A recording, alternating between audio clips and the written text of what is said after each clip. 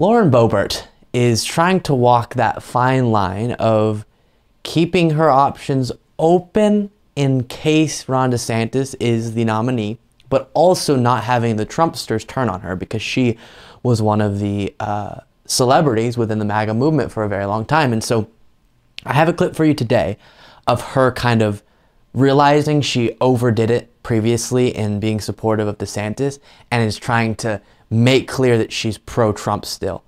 So let me remind you, though, of this clip that got a lot of attention because she clearly was way more supportive of DeSantis than you would expect with a Trumpster.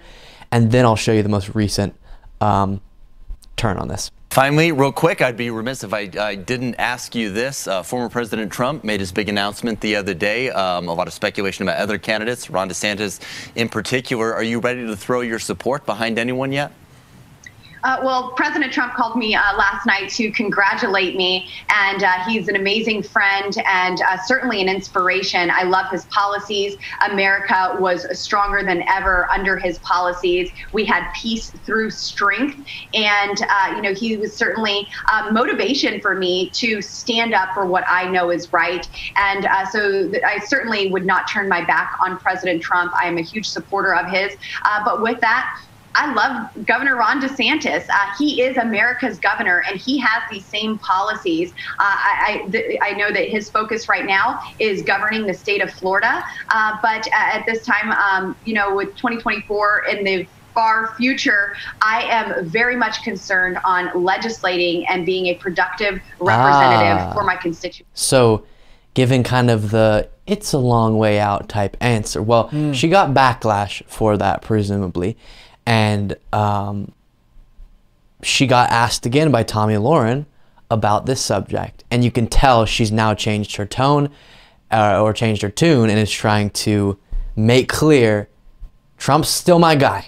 We have great candidates. We have a great bench. I really do think we have a lot of rising talent within our party. I think we've got Donald Trump and Ron DeSantis that are the two that are really the heavyweights looking at 2024. But we've also got a party that is not unified and is not winning. So I want to talk about how to unify the party, but first I want to talk about moving into 2024, because this election cycle was disappointing for a lot of us. We have to look forward, and there's been a lot of discussions about how we need to change our strategies and if we need to change our leadership at the very top of the ticket heading into 2024.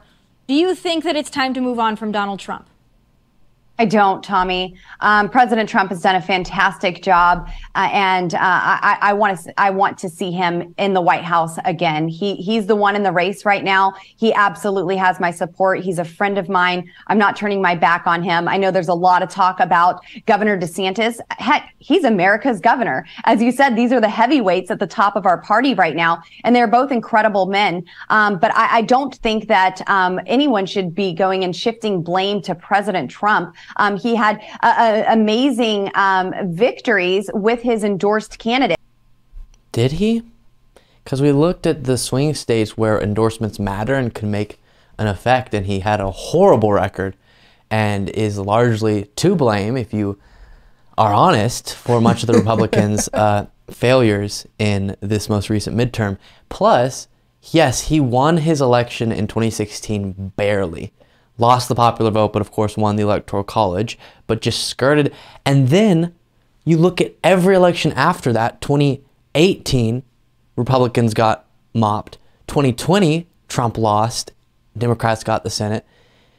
2022, Republicans don't do as well as expected. So clearly the influence of Donald Trump is not good for the Republican Party, which I'm fine with. I don't need the Republican Party to be doing well. We should all be fine with that. We're all fine with it, but I guess if you're working on their behalf, you do not want him to continue to break down the party.